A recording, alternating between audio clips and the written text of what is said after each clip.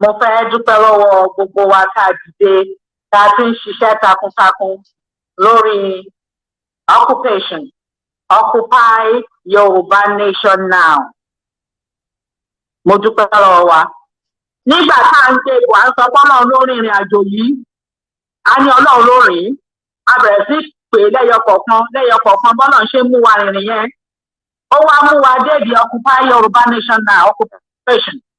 Láì mọ̀ yìí pé a ti kọ́ fún ara wa nínú orin anthem wa. Gbogbo ìgbà la ń kọ́. So ọmọ Yorùbá tó bá ń kọ tó ní ìgbàgbọ́ nínú orin yẹn, ó dẹ̀ dùn mọ́ mi pé ṣàṣà ni ibi ẹgbẹ́ tẹ máa rí tí wọ́n ti kọ orin yìí. Màá rán wa létí ẹgbẹ́ OPC tí bàbá Ààrẹ Ọ̀nà Kakanfò. Ẹ rí pé tí wọ́n bá ń ṣe anything, wọ́n máa kọ Yorùbá anthem. Nígbà táwọn Afẹ́nifẹ́re fẹ́ ṣe nǹkan tó ń ṣe wọ́n kọ Yorùbá anthem. Nígbà kan tó ń ṣe nǹkan kan ní Àbújá, mi ò mọ nǹkan tó ń ṣe ó dà ní pé APC àbí ọkọ̀ bẹ́ẹ̀ yẹn. Ìgbà táwọn tí Yorùbá wọ́n máa gbé Yorùbá anthem ni wọ́n kọ. Ṣe rí ìtumọ̀ Yorùbá anthem. Àwa lè ṣe káwa má kọ́ torí àwa ti mọ̀ confirm ti wa ipe ọmọ Yorùbá láàrẹ ti padà sílé. So ẹni tí ò bá sì yé ni òye. Tòṣẹ́ wá rí gbogbo bá ṣe ń tó bọ̀ láti jọ yìí, Ọlọ́run ló ń tó tàdé ń tẹ̀lé tá ń tẹ̀lé. Àwa dé ìdí occupation, Occupy Now. Ọmọ Yorùbá tó bá tako ó tako ara ẹ̀ ní. Ọmọ Yorùbá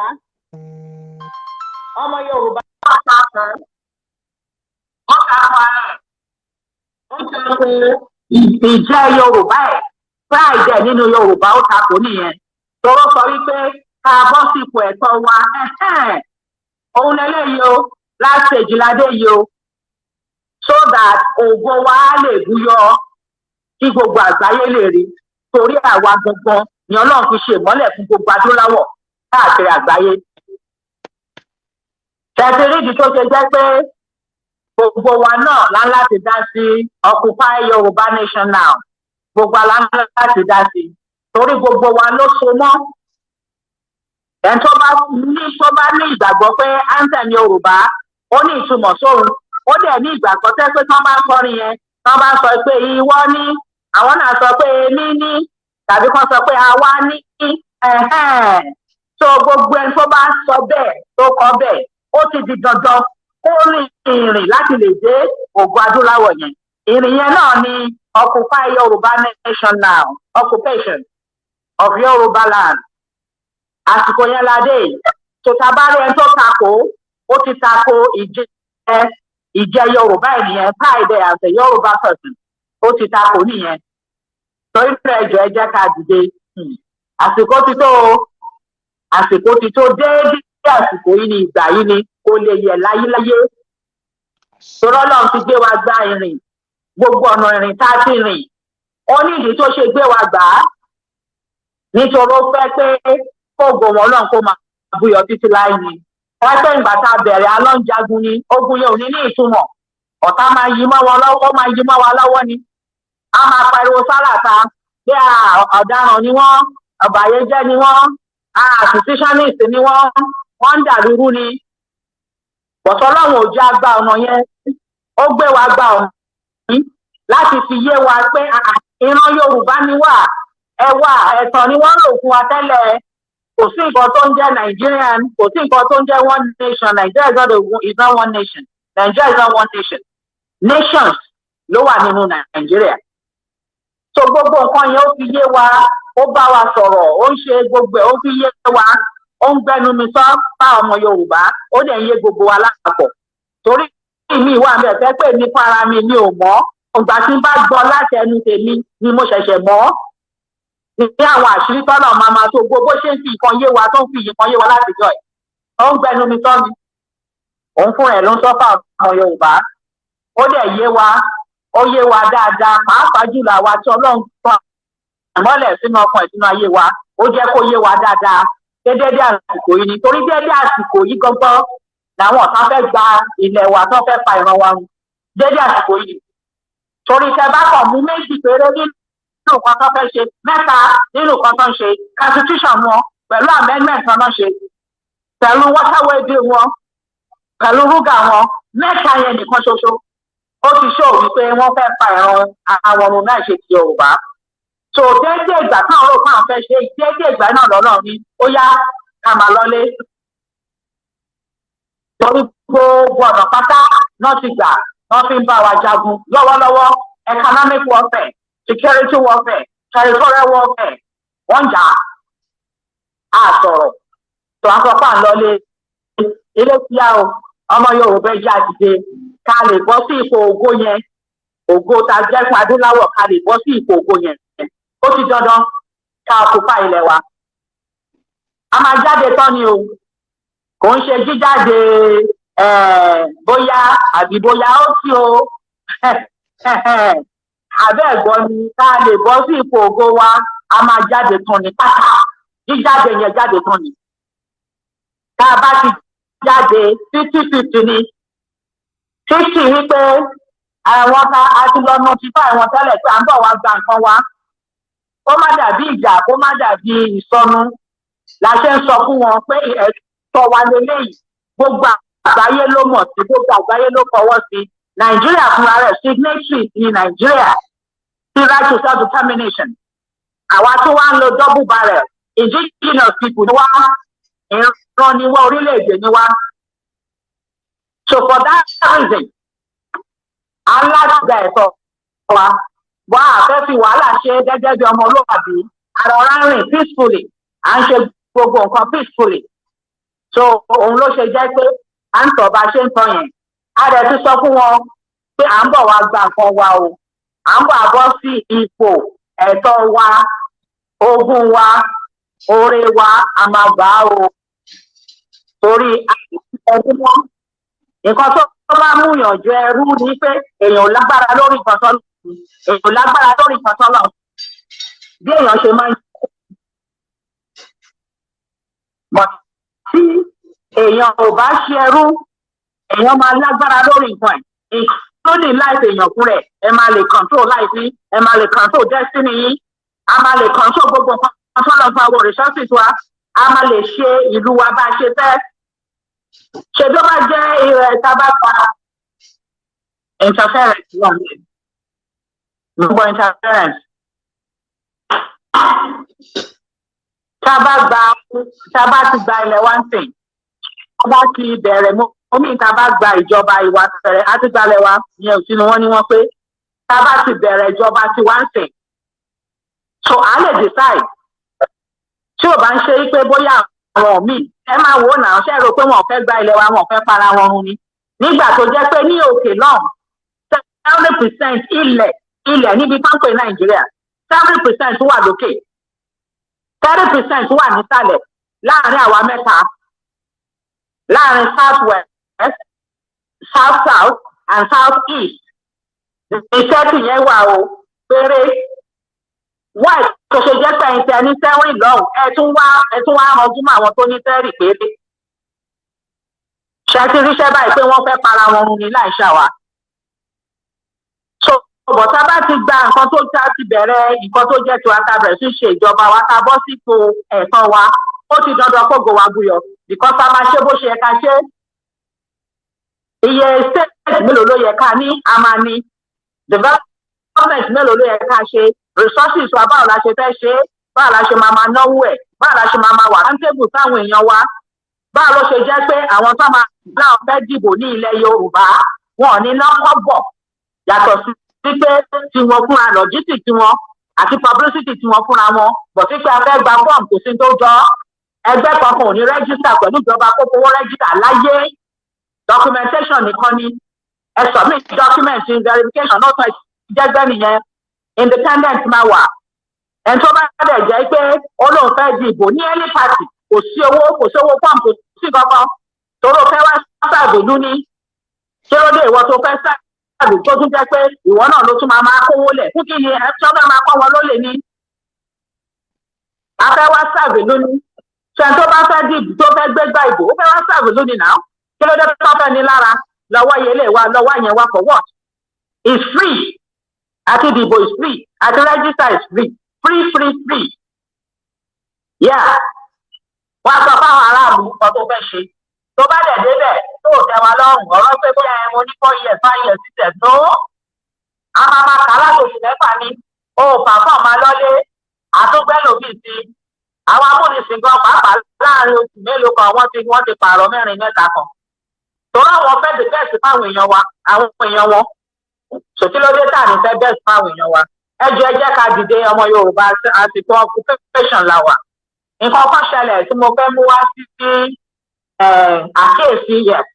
àkíyèsí àwọn ọmọ Yorùbá. Ẹ jọ̀ọ́, mo fẹ́ ká fura gidi. Torí ibi tá a dé yìí, ọ̀tá máa gbé oríṣiríṣi ogun, oríṣiríṣi ọ̀tẹ̀, oríṣiríṣi irọ́ wa máa ń gbé dìde. Ẹ má jà fetí sí wọn o, ẹ jà postpone wọn. Ṣẹ̀rí táwọn ìtẹ́rìn ti bẹ̀rẹ̀ tó fi ń ṣe constitution, àwọn tó fẹ́ ṣe ipò létà tó ní káàkiri tí ń pèsè ààrẹ, àwa wá ráyè nígbà yẹn. Lọ́wọ́lọ́wọ́ báyìí ẹ má jà ráyè wọn, oríṣiríṣi irọ́ náà ń gbé dìde. Àkọ́kọ́ mo fẹ́ address issue yìí, mo fẹ́ address ẹ̀ once and for all, so that àwọn ò ní máa lò continuously fáwọn ọmọ Yorùbá. Mo gbọ́ wípé wọ́n lọ bá àwọn Christians onígbàgbọ́ wọ́n lọ bá àwọn olórí churches káàkiri. Wọ́n náà lọ sọ fún wọn pé èmi ní pé káwọn èèyàn jáde láti occupy Yorùbá nation. Okay. Lóòótọ́ ẹlẹ́mi ni mo sọ ọ̀nà tọ́lọ̀ ń fi lélẹ̀ ní níyé sọ yẹn. Ọlọ́run ló ní gbogbo ògo. Èmi kọ́ ni mò ń rìn. Ọlọ́run ló ń ṣiṣẹ́ ìyanu ẹ̀. So wọ́n lè mi sọ pé káwọn èèyàn jáde fún occupy Yorùbá nation now. Ipe kọ́ má dá lóhùn o, kọ́ má jẹ́ káwọn èèyàn jáde o. Wípé olóṣèlú ló ń ṣiṣẹ́ fún something there. Òṣèlú ló ń ṣiṣẹ́ fún, yes. Òṣèlú ló ń ṣiṣẹ́ fún, kọ́ má dá àwọn o.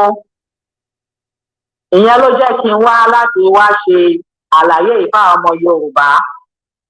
Mò ń bọ̀ aṣọ details ẹ̀ o. Ẹni tó sọ, mò ń bọ̀ aṣọ fún yín. But kí n tó sọ ni pé mi ò mọ why. Nígbà kan sọ fún àwọn èèyàn yẹn pé ó ń ṣe iṣẹ́ fóṣèlú àbí kí wọ́n ṣe ń pè é, olóṣèlú òṣèlú something like that. Ẹ bá bí wọ́n gbogbo ìgbà kan bá sọ fún ẹni ẹ̀rí yín dà. Ẹ̀rí dà. Ipe tó ń ṣe ó ń ṣiṣẹ́ fóṣèlú, ẹ mú ẹ̀rí wá. Mo máa ń sọ mo dẹ̀ tó máa ń tún sọ ní gbogbo ìgbà. Ìdílé olóṣèlú ni mo ti wá. Ìdílé mi tún ṣe òṣèlú láti Ìbáhábà Macaulay. Láti wà lẹ́nu ọ̀rọ̀ ìlú yìí, pàápàá papọ̀ ibi tá à ń pè ní Nàìjíríà.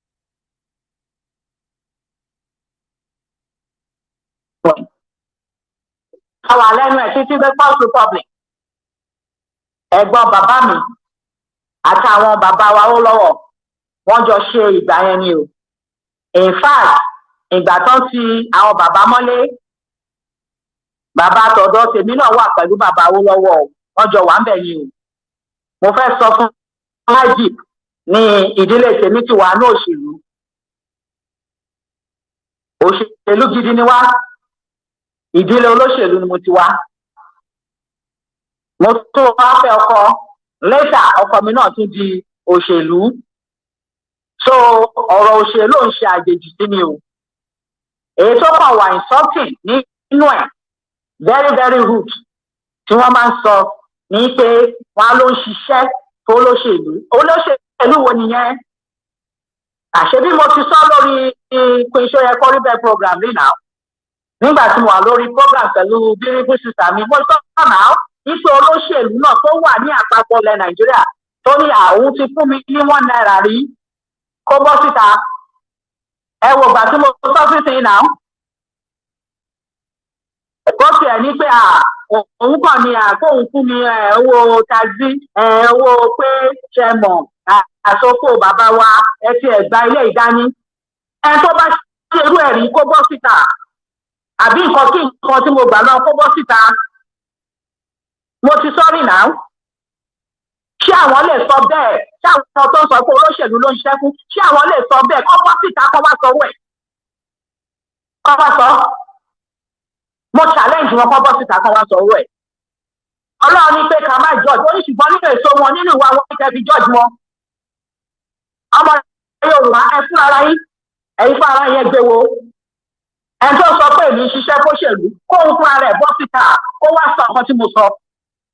Ìgbé tí bá gbọ́ lọ́wọ́ olóṣèlú anywhere kó bọ́ síta. Ẹnu jọ́mẹ́ta yìí nígbà tí a ń ṣe program pẹ̀lú sísà mi, ṣebí mo challenge àwọn politicians Yorùbá, ṣebí mo challenge wọn pé kí ló dé tẹ̀ jìnnà táwọn èèyàn yín, kí ló dé tẹ̀ jìnnà tí àwọn èèyàn yín tẹ̀ mọ́ ọkọ táwọn èèyàn yín fẹ́ bọ́ táwọn èèyàn yín ṣe dápẹ́ tara yín nìkan lẹ́ ń ṣe. Gbogbo program yẹn wà bẹ́ẹ̀. Ẹni tó lè ṣiṣẹ́ fóṣèlú tóun lè sọ kó bọ́ síta kó wá challenge àwọn olóṣèlú kó wá challenge wọn. Democracy tó ń lò ní àpapọ̀ Nàìjíríà lẹ́nu ìpínlẹ̀ kò ṣẹyìn Ọlọ́run kò ṣẹyìn mí. Ìgbéraga kọ̀ Ọlọ́run ló ṣe èyí tó ṣe ìpínlẹ̀ tó ṣojú lódò tó ṣojú ìyànṣán ìlà kò lè gbé èèyàn lọ.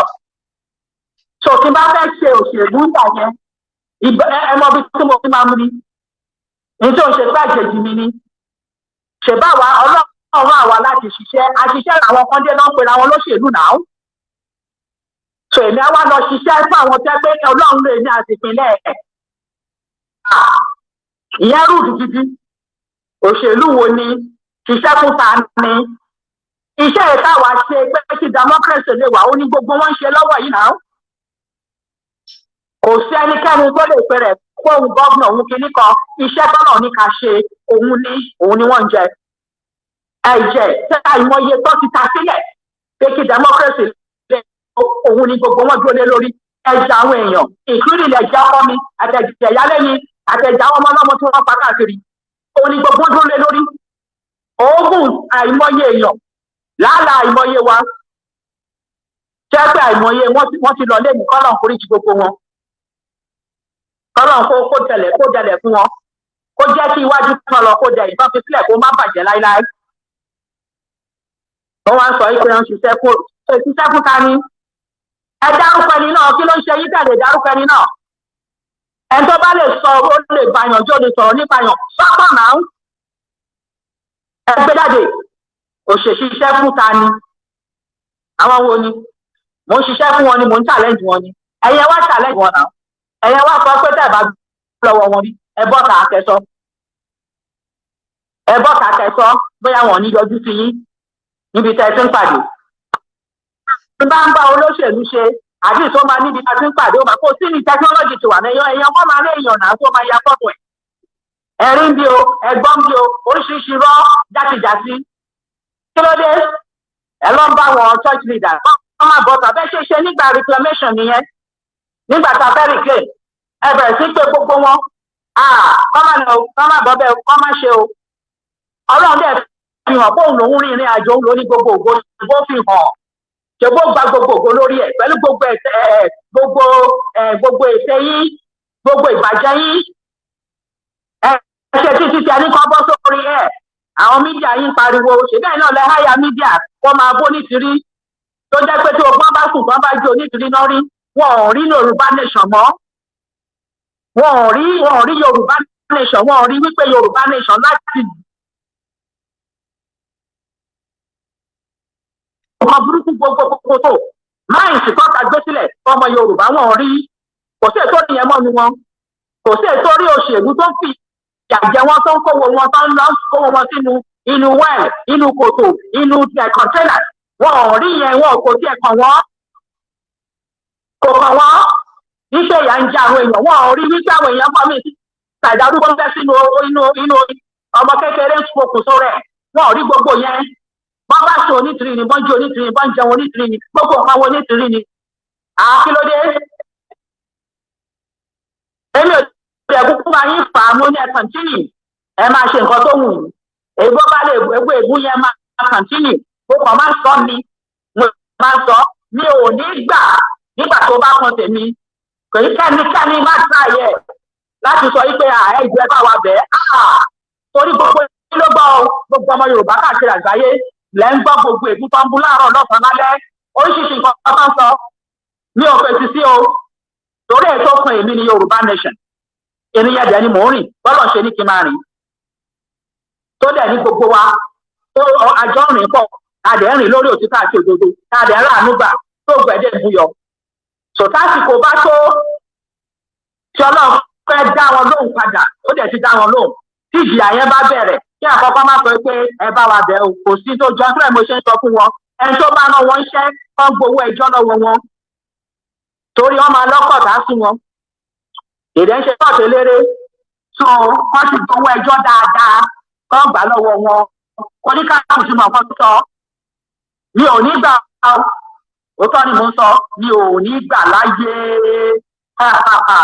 Ọlọ́run ọba o ìyẹn kọjá wípé bóyá onígbàgbọ́ ni mí o pé Ọlọ́run ní ká dáríjì irọ́ yẹn ń ṣe ọ̀rọ̀ dáríjì o torí mi ò mọ̀ yín mi ò ṣẹ̀yìn rí ṣàbọ̀ pé tá a bá ṣẹra wa tá a mọ́ra wa la máa dáríjì ra wa so kí ni mo fẹ́ dáríjì fún náà nígbà tá a mọ́ra wa kì í ṣe pé a dùn kọ́kọ́ lọ́wọ́ ara wa mi ò mọ gbogbo àwọn tó sọ̀rọ̀ yìí rì náà mi ò dẹ̀ lè mọ wọn táyé máa fi parẹ́ gbọ́dọ̀ sẹ́ni pàdé wa àwọn èèyàn gidi ni mo mọ̀ gbogbo àwa tá a dúró kó òtítọ́ òdodo gbogbo àtàwà lórí ìkànnì ẹ̀ mo ní mo fẹ́ mọ àwọn orú àwọn èèyàn báyìí àwọn èèyàn tí owó ọpọlọ wọn pé àwọn èèyàn tí wọ́n ro dáadáa fún ìran wọn fún ẹlẹ́nìkejì wọn àwọn ẹlẹ́ni fẹ́ mọ̀ tí o bá lè ṣe fẹ́ sọ pé dáríjì lórí kíni amọ́ra rí ni àbí mo mọ̀ yí àjọpọ̀ àkọ́kọ́ rí ni ṣé wọ́n lè dá fọ́mọ Yorùbá yìí ẹ̀dẹ̀ wá gbé gbogbo ẹ̀ dìde tí o ń bo ní dáríjì ti wọ́n náà àwọn tó bá ní dáríjì ń bo ló ti wọ́ ṣé bá máa ṣẹ́ra wa ni ká tó dáríjì ra wa mo mọ̀ yín rí ni mo ṣẹ̀yìn rí ni nígbà tẹ̀lẹ̀ lè ti gbé àpótí yẹn tẹ̀ ti bẹ̀rẹ̀ kàmpé yín yẹn kàntínì so ngbà tí result ẹ̀ bá dé ìyẹn ò sí nínú pé dáríjì o challenge ló gbé nǹkan jáde kàmpé ní ó dẹ̀ kẹ́mi náà gbé result ẹ̀ jáde so bó ṣe wà nìyẹn so ẹjọ́ wọ́n bá ń pariwo kiri politician ni ó ṣiṣẹ́ kó ṣèlú kábíyèsí Ọlọ́run ládùrú iṣẹ́ ládùrú sacrifice ẹ fẹ́ gbọ́ sacrifice tán ni ládùrú iṣẹ́ tọ́lọ́run ti ní ká ṣe àwọn tó ń sọ̀rọ̀ kó ń ṣiṣẹ́ kó ṣèlú kí ni nǹkan bá ti ṣe fúnra wọn rí ṣé àwọn òjì àwọn òmu nínú sísẹ̀mù yìí ni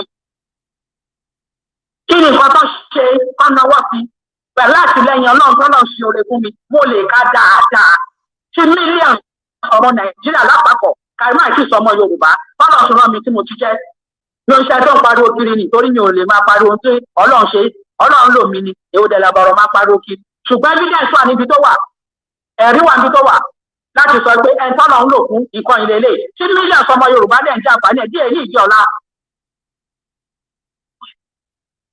èwo ni pé ìdílé mi lòṣèlú mo kọjá ẹni tó ń fọwọ́ tó ń ṣe nǹkan àbòsí ẹ̀kọ́ ọ̀tọ̀ nìkan tẹ̀ ń ṣe ọ̀tọ̀ nìkan tẹ̀ ń ṣe lálẹ́ ọ̀tọ̀ nìkan tẹ̀ máa sọ níwájú kan nìkan tẹ̀ sọ lẹ́yìn alẹ́dàá mi ò jẹ́ bẹ́ẹ̀ mo gbọ́ Ọlọ́run gbọ́ mo ní ìgbàgbọ́ ní Ọlọ́run kò sẹ́ńtọ́ mọ́ mo ò ní mo bá fẹ́ tó ẹyọ yẹn kúrò lórí ẹ̀ la ṣe ń tọrọ lójoojúmọ́ kọ́lọ́n dárí jù àyẹ́ torí pé àmọ̀nà tá a fi ń ṣe Ọlọ́run à ń gbìyànjú ní irú èmi mo máa ń bẹ Ọlọ́run ni pé ṣáà jẹ́ kí n wà less of myself kí n wà more of my Lord Jesus Christ àdẹ́ntì ọ̀nà à ń tọ̀ ọ̀nà yẹn ọ̀tọ̀ ní kọ́tẹ́ máa sọ́nà ọ̀tọ̀ ní kọ́tẹ́ máa sọ́nà consistency wà lọ́rọ̀ mi tẹ̀sán bá ráyè láti ìgbà tí a ti ń June 12 ẹ lọ wá àkáì ọ̀tọ̀ mi ò change òótọ́ dẹ̀ nìyẹn Ọlọ́run ló ní òótọ́ lọ́dọ̀ tí a bá ń sọ òótọ́ kì í yí padà kí ló dé mi ò bẹ́ẹ̀ nìbọ̀dì fáfọ́ ètò ọ̀rọ̀ mi ni mò ń ṣe ẹ máa dé ní gbogbo ìgbà àti stage fọdún mẹ́ta rí kọ́kọ́ àdẹ̀fìyẹn pẹ́ nìbọ̀dì lẹ́jọ́ àfihàn bẹ́ẹ̀ nìbọ̀dì lójọ́ ètò ọ̀rọ̀ wa là ṣe bàbá dẹ̀ ń ṣe náà ìṣẹ́jú debunking ó di interest of debunking táì mọ iye student wà ń bẹ̀ òun làwọn mídíà yẹn gbàṣẹ́ sí.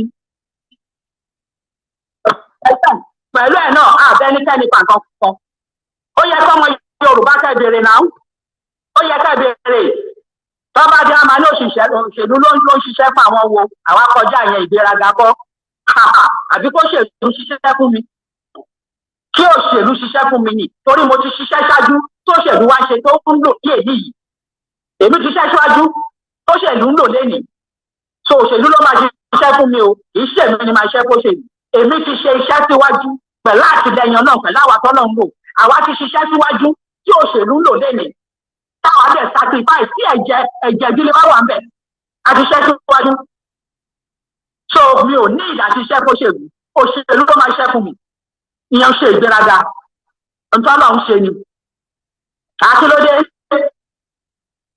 ádẹ máa sọ̀rọ̀ káàkiri káàkiri tẹ̀bá ń sọ̀rọ̀ gbogbo bó ṣe sọ̀rọ̀ tó ń bè gbogbo ìṣẹ̀lẹ̀ pé mi ò dá sí bọ̀dù kan tó bá máa fẹ́ ọmọ Yorùbá mú láti sọ̀rọ̀ sí kí wọ́n tún jáde fún Occupy Yorùbá Nation now ẹ tún bẹ̀rẹ̀ sí lọ kiri ẹ tún bẹ̀rẹ̀ sí lọ sọ̀tọ̀ kùsọ̀ kí ló dé kí lọ́mọ Yorùbá ṣe fún yín ẹ̀rọ Yorùbá bá mi bí wọ́n léèrè kí lọ́mọ Yorùbá ṣe fún yín tẹ́ẹ̀fẹ́ kọ́ ọmọ Yorùbá lọ gbọ́ ògùn ẹ̀ fẹ́ ṣe títí 2022 bẹ́ẹ̀ di ọ̀rẹ́ nìyẹn tọ́lọ̀ ní àti gbogbo yín lọ ẹ̀ẹ́dọ̀tẹ̀ yín kí ló dé mo mọ̀ yín ní àbá pàǹkan kọ ni ṣé wọ́n Yorùbá ni fún ọmọ Yorùbá ni ó ní nǹkan mí inú ni ẹ̀wọ̀n ẹ̀bẹ̀rẹ̀ sí sọ fún mídíà yín wọ́n bẹ̀rẹ̀ sí lọ anybody lágbàáyé lọ wọ àkáìdì mi tẹ̀ láyé ni ò ní bọ́ sí ọ̀rọ̀ personal anybody kò sí olúwẹ̀ because privacy everybody were important mi ò mo respect privacy anybody and everybody gbogbo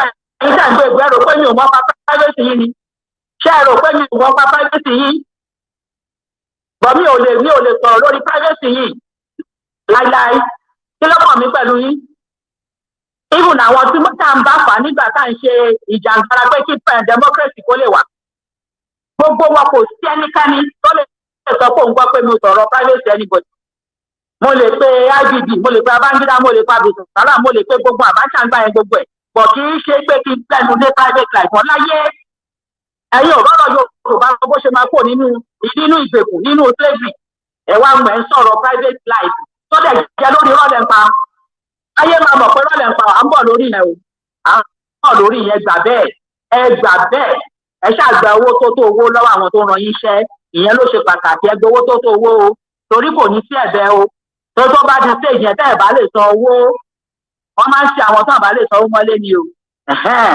so ẹ tètè ya gba owó lọ́wọ́ àwọn tó ràn yín iṣẹ́ dáadáa ẹ pè àwọn àkáǹtì tó máa ń ní interest inú tó máa ń fi owó sí tẹ àkáǹtì fún yàn oníkẹ́ fi sí o tó dàtà ti yín di interest fún yín o. ọmọ Yorùbá ẹ béèrè náà ẹ béèrè lọ́wọ́ àwọn tó ń pariwo kiri òṣèlú ló ń ṣe fẹ́ béèrè lọ́wọ́ kí ni àwọn ṣe fún ìlọsíwájú ọmọ Yorùbá kí náà ṣe nínú òmìnira ọdún mẹ́ta ta tó tí wọ́n ti náà wà àwọn ti wà ń bẹ̀ ṣáájú èèyàn kan yìí ẹ béèrè kí náà ṣe fún ìlọsíwájú ọmọ Yorùbá kí náà ṣe kàkà yẹn kó máa dàrú ẹ gbé movement Yorùbá kalẹ̀ bí ẹni pé political party lẹ́gbẹ́ kalẹ̀ níbo ìlọsíwájú ẹ̀ ṣe fẹ́ wà structure tẹ́ gbé kalẹ̀ láti ilẹ̀ wá kì í ṣe pé fún òmìnira ọmọ Yorùbá àti máa gbowó yìí náà ni àdẹ̀bá yìí fà ń wò yìí ṣèbí ẹnujọ́ mẹ́ta ní ẹgbẹ́ tó mi mo nílẹ̀ local standard láti sọ̀rọ̀ pẹ̀lú ẹgbẹ́ yìí tó jẹ́jẹ́ mojókòó kan tó tọ́jú ara wọn tán ló orúkọ àwọn yọ kúrò láyé àti lọ́hùn ẹgbẹ́ ìlànà bàbá Adéníran ó lóun step aside pé kàn investigate of allegations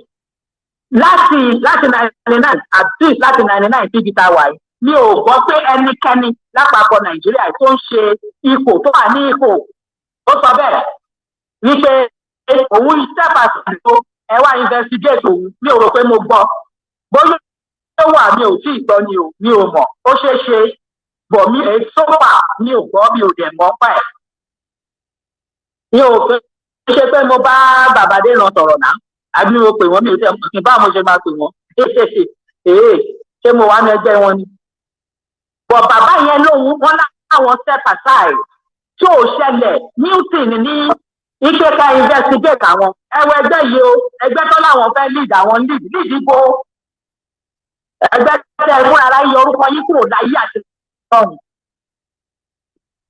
wọ́n ní àwọn bàbá yẹn nípa ìwọ̀n investigate dè ní o wọ́n fẹ́ sweep under the carpet ni o, wọ́n fẹ́ sweep under the carpet. Àwọn nìyẹn o, irú ẹgbẹ́ tó lóun represent Yorùbá nìyẹn tó ń gbéraga lórí irọ́, òfò àti òfò, àgbá òfìfo. Wọn ò lè ṣe o, wọn ò lè investigate. Bàbá yẹn ni ó yá publicly ni bàbá yẹn sọ ipò àwọn step aside investigate. Wọn ò rí ṣe, wọn ò lè investigate. Publicly ìdá ló yẹ ká ṣe ká gbé investigation yẹn jáde publicly. Torí publicly ni wọ́n challenge bàbá yẹn. Bàbá yẹn náà dé bọ́ta publicly, ó ló yá ká investigate o. So ó yẹ kẹ́yìn lè investigate publicly. Ṣé ti rí irú example tó ń ṣe irú role model tí wọ́n jẹ́?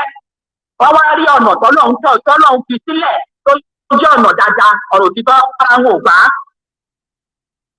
ò gbà. Ẹ bá mi bí wọn o, ẹ bá mi béèrè dáadáa. Ó ń ṣiṣẹ́ fóṣèlú, wọ́n dẹ̀ lọ ọ̀nà náà. Àyàn kan gbówó fún o, Lai Muhammed gbówó fún ta ni. Ẹ wo àwọn ìjọba yóò ṣe ìjọba tó máa fúnyàn lówó àbí ọkàn tó máa rìn jì fún ẹ̀. Ẹ máa dúró iṣẹ́ tọ́lọ̀ ní kí tọ́lọ̀ ti ṣe lórí ìrìn àjò àwa yìí. Nǹkan tí gbogbo ọmọ Yorùbá dájọ́ ń ṣe ni ẹ mọ̀ ṣẹ́ ta ṣe tó fà náà, àjọ ń ṣe ni ẹ mọ̀ náà. Ṣòyàn máa ń ìdí iṣẹ́ yẹn ẹ̀dẹ̀ fi pé wọ́n á dákẹ́. Ẹgbẹ́ nìkan tó wà ní ìgbọ́kú tó sọ̀rọ̀ sí wọn, ẹni kẹsẹ̀kẹsẹ̀ náà ti dá lóhùn pé nítorí àwọn òfin ní contract ló ṣe ń sọ̀rọ̀ sáwọn. Ẹsẹ̀kẹsẹ̀ náà dá lóhùn. Ẹnujọ́ mẹ́ta ìṣẹ́ mọ̀ pọ́n bú Christians. Àwa Christians wọ́n ń bú èbú. Wọ́n ní àwọn Christians ń sọ̀rọ̀ wípé àwọn fẹ́ràn náà ìsìn Nàìjíríà. Ọgbọ́n wa ń sọ̀rọ̀ àwọn oníyẹ̀yẹ́. Níṣẹ́ṣe bí wọ́n wá ń gba owó ní báńkì Mùsùlùmí. Kẹrin kan tún ṣe ẹ̀yẹ́ yẹn. Tó bá jẹ́ pé kí wọ́n á gbé síta lẹ́sẹ̀kẹsẹ̀. Ìgbà kan náà ní àwọn Christian ní Muslim kìíní kan. Kẹrin kan wọ́n ti dá yín lóhùn lẹ́sẹ̀kẹsẹ̀ pé ẹ̀yin Christian wò. Ṣé ẹ̀ wá yáwó lọ́wọ́ àwọn ni? Ní ìwà ìfọ́sọ́sọ yẹn rán. Tẹ bá já ìdìkan sílẹ̀ pé wọ́n ń yáwó ń bẹ̀. Ó yẹ kẹ́ ti kọ́ síbẹ̀ ní pé wo ẹlẹ́sìn kankan àti Mùsùlùmí nìkan. Kẹ́sìn kankan míì má wá síbẹ̀.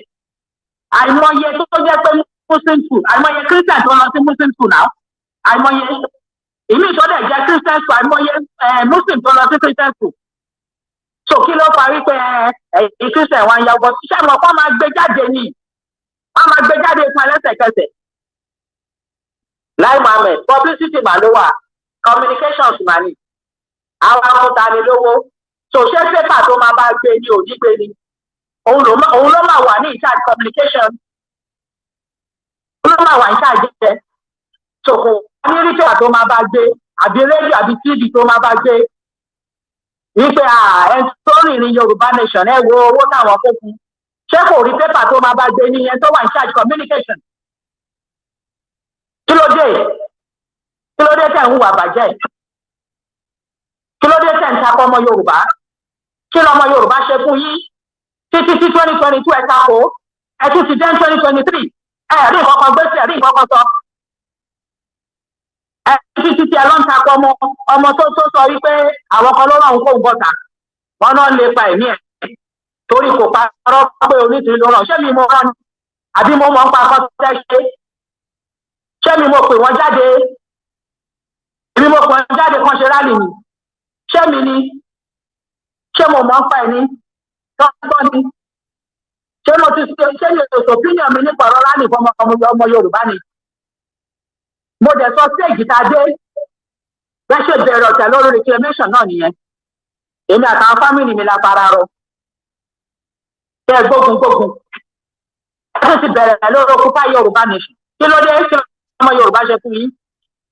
Òun dẹ̀ ló wà ní láti ọmọ Yorùbá yẹn kan tó ọmọ Yorùbá láti ṣe ni. Ó pé ó ní ọmọ Yorùbá ọmọ Oòduà ẹ dìde ẹ bọ́ sípò ẹ̀tọ́ yín.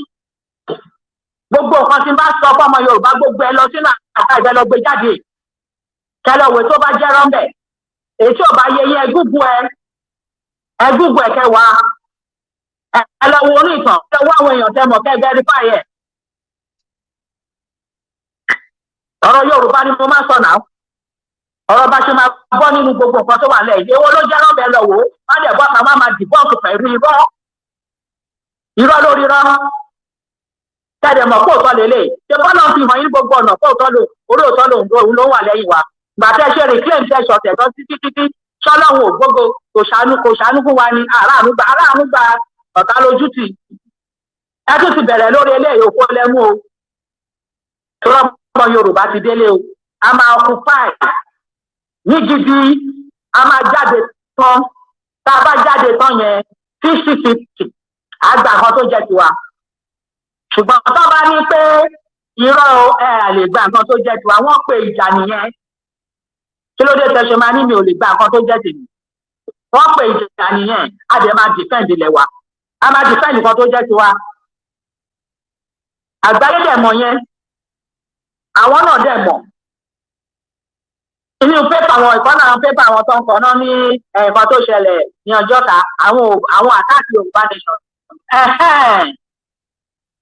ṣáàlà àánú gbà nìyẹn ni kí ọkọ̀ọ̀kan máa sọ pé àárí àánú gbà tó dídí ìjọba máa sọ pé òun àtàkì Yorùbá nation because wọ́n mọ̀ pé signatory ní ìjọba àwọn sí ẹ̀tọ́ ọmọ Yorùbá right to self determination wọ́n mọ̀ pé signatory làwọn wọ́n dẹ̀ mọ ibi tọ́rọ̀ ti dé tòótọ́ bá ní àwọn àtàkì ọmọ Yorùbá nìyẹn tó àwa máa ń pa ilẹ̀ wa àwọn náà dẹ̀ mọ̀ pé àwa la ní Ọlọ́run ló ṣe fún àwa kọ́ Ọlọ́run ló wọ láàánú ẹ̀ ló jogún lẹ̀ wa fún wa náà ṣe bógún wa ní àwa la nínà orílẹ̀-èdè dẹ̀ ni wá a dẹ̀ padà síbi tọ́lọ̀ ń dá wa sí a ti débẹ̀ ká gba ẹ̀tọ́ wa ní ká bọ́ sí ipò ẹ̀tọ́ wa ká gbọ́ fún wa ká máa lò ó náà tòṣọ́ máa láwọn àtàkì wa ń gbà ẹ̀yìn àtàkì pé kí ni o àṣà nídìí wọ́n máa ṣe fẹ́ àtàkì wa ṣé pé ká má gba nǹkan wa ní wọn ṣáà lè pè wá ní òde lórí nǹkan wa àṣà jalè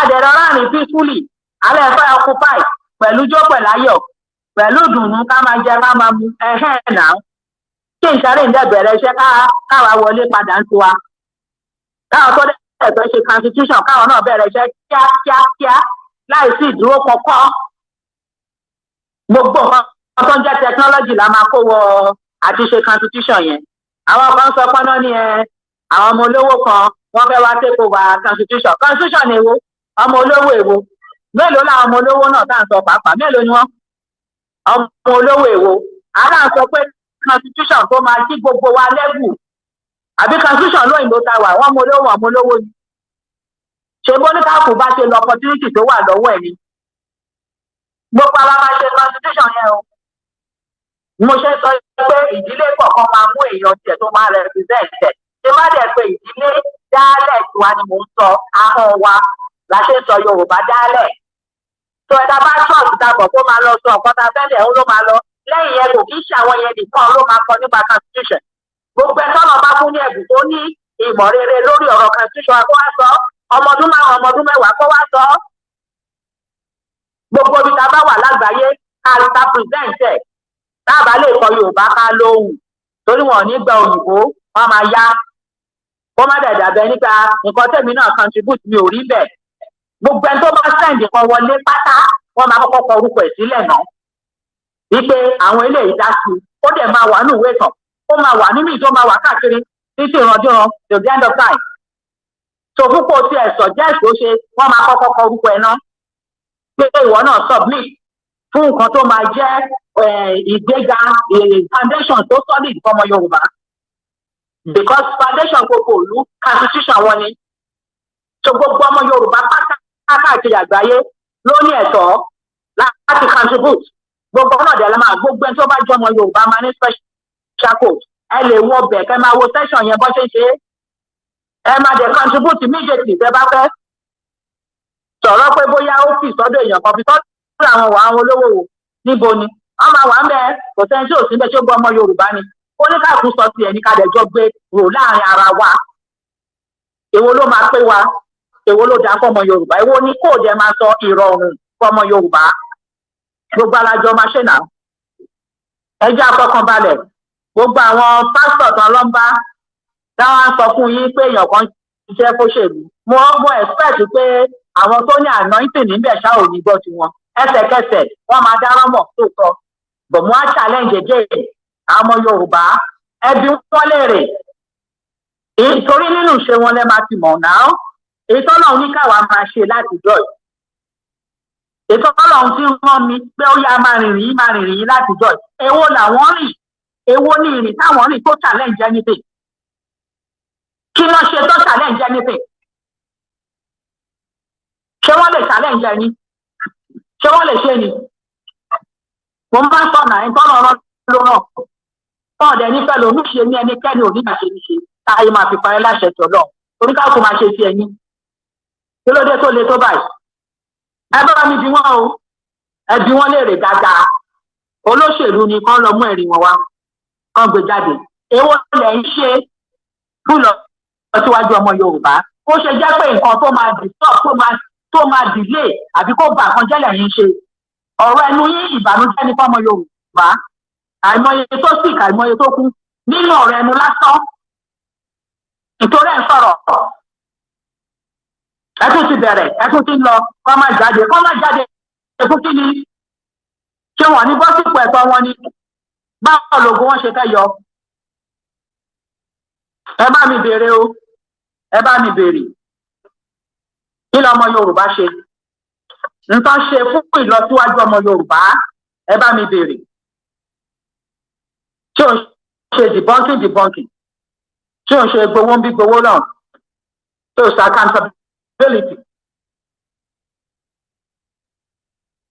accountability tèmi sọ kò ń ṣe auditing wo bá ẹ̀náwó ọmọ Yorùbá lónìí yẹn accountability tèmi sọ wípé kí lẹ ṣe ní return fọmọ Yorùbá nígbà tẹ gbóró ọmọ Yorùbá kí lẹ ṣe in return fọmọ Yorùbá wípé òkè nǹkan tá a ṣe rèé o fún lọ síwájú ọmọ Yorùbá o emancipation ọmọ Yorùbá o freedom ọmọ Yorùbá o nǹkan tá a ṣe rèé lórí owó tá a gbà lọ́wọ́ yìí kí lẹ yọ síta kàkà yẹn option B wọn lọ dìbò àbí ọmọ Yorùbá tó fẹ́ dìbò á lọ sí Nàìjíríà ilẹ̀ Yorùbá lọ́wọ́lọ́wọ́ báyìí occupy Yorùbá nation now òun la wà ká bọ́ sípò ẹ̀tọ́ wa ni gbogbo wa lè buyọ káàkiri àgbáyé bọ́lọ̀ ń ṣe ti ṣe ká bẹ̀rẹ̀ ìjọba wa interim kó bẹ̀rẹ̀ kí a lè ṣe constitution káwọn tó fẹ́ bọ́ sí ìjọba gangan aṣojú ìjọba kan lè bọ́ bẹ́ẹ̀ gbogbo àwọn tó fẹ́ dìbò gbogbo àwọn tó fẹ́ gbé igbá ìbò àwọn tó fẹ́ gbé igbá ìbò ní gbogbo wọn lè lágbára jù wọ́n tètè máa múra lẹ̀ free ni free ẹni tó bá fẹ́ ṣe kò bá jẹ́ ọmọ 18 ọmọ 20 kò ní wàhálà nù o dẹ̀ ní ìdásírí leader kankan free ni àwọn community tó fẹ́ lọ represent àwọn ni kò lọ sábà tí ló dé àwọn lọ́rùn ó máa lọ sábà ní 20 years old àwọn fẹ́ déédéé sábà dẹ̀ ní 100 years àwọn fẹ́ déédéé náà ni àwọn ló máa decide tó ní káàkó tètè gbáradì ká tètè ṣe kọ́tà máa ṣe kí lọ síwájú yẹn lè ṣe kíákíá ìjárè máa ti bẹ̀rẹ̀ iṣẹ́ o kò ní sí bákìmù iṣẹ́ máa ti bẹ̀rẹ̀ lágbára Ọlọ́run láṣẹ Ọlọ́run bọ̀ tí iṣẹ́ ẹ̀sìn wọn oṣù mélòó oṣù méjì mẹ́ta mẹ́rin bóyá ó pẹ́ jù mẹ́rin torí mo mọ̀ pé constitution yẹn kò ní gba táì torí àwọn ọmọ Yorùbá ìdí àti fún orí rẹpẹtẹ ẹ bá mọ mélòó tán fi ránṣẹ́ sí òmìnira Yorùbá 2022@gmail.com tí n bá wò báyìí máa ní Ọlọ́run kẹ́ ọmọ Yorùbá gan o ọgbọ́n òye ìmọ̀ pọ̀ bàbá lè rí gbogbo kinní yẹn mú wá sínú ìwé òfin ká máa sùn ní àní problem ní oríṣiríṣi ideas ní oríṣiríṣi sessions oríṣiríṣi náà mú wá Ọlọ́run ti ṣèyanu orí Ọlọ́run aláàánú gbà ní ìyẹn mo ní kí wọ́n sọ fún àwọn ọmọ Yorùbá ní pé àwọn tún ti bẹ̀rẹ̀ o oríṣi reclamation ní àtàbámi mi lágbára rọ àṣọ kan padà kẹ́ni ọ̀sìn ìgbà tó ṣe tán táwọn ọ̀pọ̀lọ̀ ti ṣàṣeyọrí fún wa tójú ti ti àwọn ọ̀tá látún ti bẹ̀rẹ̀ occupy Yorùbá nation now tó dẹ̀ jẹ́ pé gbogbo ọmọ Yorùbá ló bá wí títí kan lọ́ba níjọ gbogbo ẹ̀ lápè náà everybody là ń sọ fún ẹ ṣáàgbọ́n nǹkan táwọn èèyàn wa àwọn bàbá ìyá wa wá bá a sọ lórí ìdílé ẹ gbọ́ náà àfi bò náà tó wáyé ẹ̀yàn kan tí ó dẹ̀ jẹ́ mo ṣe ìpàdé ńlá kan pẹ̀lú àwọn èèyàn wa àwọn ọmọ Yorùbá àwọn ológo àwọn ọlọ́lá gan àwọn èèyàn ńláńlá àwọn èèyàn important gidi a ṣe ìpàdé kan lánàá lórí ìpàdé yẹn ni mo rò pé àwọn kan àwọn alámì wọn ti lọ ń sọ so kí ló dé tẹ̀ ń ṣàlàmì lórí nǹkan tó jẹ́ ti Yorùbá náà àwọn kan fọ́ nìkan o ẹ máa lọ sẹ́yìn ẹ máa lọ sọ nǹkan báyìí náà ṣe ń bẹ̀ yẹn ní nǹkan tó jẹ́ ti Yorùbá lápapọ̀ tó yẹ kẹ́ ẹ máa jẹ́rú iṣẹ́ burúkú bẹ̀ yẹn tó yẹ kẹ́ ẹ máa lẹ́yìn ṣe alámì kíni lórí kíni Ọlọ́run ṣàánú wa ìyẹn náà gbọ́ o pásítọ̀ kan tó ní àwọn ti lọ káàkiri àwọn ṣọ́ọ̀ṣì wọ́n dẹ̀ ti ń gbà àwọn olórí ṣọ́ọ̀ṣì tí wọ́n ti ń gbà pé àwọn ọmọ ìjọ àwọn máa bọ́ta ìyẹn náà lọ sọ o náà bá lọ gbé sọ làwọn náà bá bọ́ta náà bá tún lọ ń pe àwọn olórí ìjọ yẹn bá wọn ṣèpàdé pé ẹ má dá lóhùn lóṣèlú ni ìyẹn olórí nọ́mbà 1 nìyẹn o lórí nọ́mbà 1 ló lọ ń ṣèpàdé o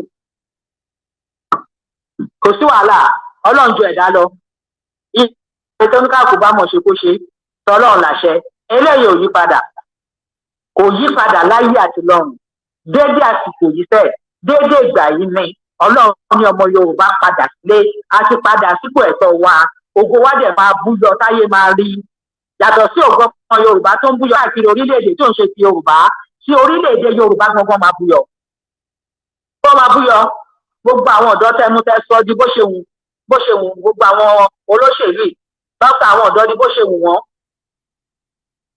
ọmọ tó ń yí kádàrá padà irọ́ ni ọba àjíǹde lọ́lọ́run ó ti jí gbogbo àwọn ọ̀dọ́ wa dìde Ọlọ́run ó dá mi lójú gidi ìyẹn dá mi ní ojú àwọn ọ̀dọ́ ló máa ṣe ìjọba ìfẹ́ ẹ̀yà máa wò bọ̀ àwọn ọ̀dọ́ Yorùbá ṣẹ́ ògo wọn máa bújọ ògo wọn máa bújọ wọn máa bọ́ sí ipò ògo tọ́lọ̀ dá wọn bẹ́ẹ̀ ni àṣẹ tọ́lọ̀ fi dá ayé àti ọ̀run ni kò yí padà ó máa ṣẹlẹ̀ gba ẹlẹ́ṣẹ̀ṣẹ̀ mọ́ iṣẹ́ tọ́lọ̀ hàn mí àti rí sí yìí o ẹ wá rí àṣeyọrí ẹ̀ gbogbo àwọn ọmọ wa ọmọ ọ̀dọ́ wa torí gbogbo bàbá yìí wọ́n láti máa yan Ọlọ́run ìbọn Ọlọ́run ṣeun torí tí àánú ẹ dúró títí láíláí nínú ayé àwọn wọ́n máa sọ bẹ́ẹ̀ gbogbo ìgbà ni torí wọ́n máa rí nǹkan ọ̀dùn ní gbogbo ìgbà ni gbogbo àwọn òbí dẹ̀ máa rí wọn máa dunú sáyé ní gbogbo ìgbà kò sí ẹnikẹ́ni lè ṣe torí gbogbo wa tó ń wá ìgbéga ìlọsíwájú ilẹ̀ Yorùbá àfi ká mójútó àwọn ọ̀dọ́ so gbogbo wa lápapọ̀ àwa náà wà nù ọlá inú wa máa dùn ọmọdé àgbà arúgbó gbogbo wa táwọn àjèjì tún wá jọ láńbẹ̀ náà báà náà ṣe lọ ń jẹ ọlá nínú ìròyìn bó ṣe rí nìyẹn. My name is Aki Anabi. I'm a video director and TV producer of Akomolowe on African Magic. Keep watching Drive TV. olólùfẹ́ Drive TV àti gbogbo ẹ̀yin tí Fẹ́mi Sola ẹ máa wo Drive TV. Keep watching Drive TV. My name is Wole Agba. Taking this time out to tell you all that you keep watching Drive TV. What drive ẹ̀wọ̀n ní ògo ẹ̀? What drive ẹ̀wọ̀n fulfilment? What drive ẹ̀wọ̀n bí tó bá lọ? Ó ní iṣẹ́ rìn. Ibi ni kò máa wò Drive TV. Thank you, Chloe. Drive TV, driving you around the world.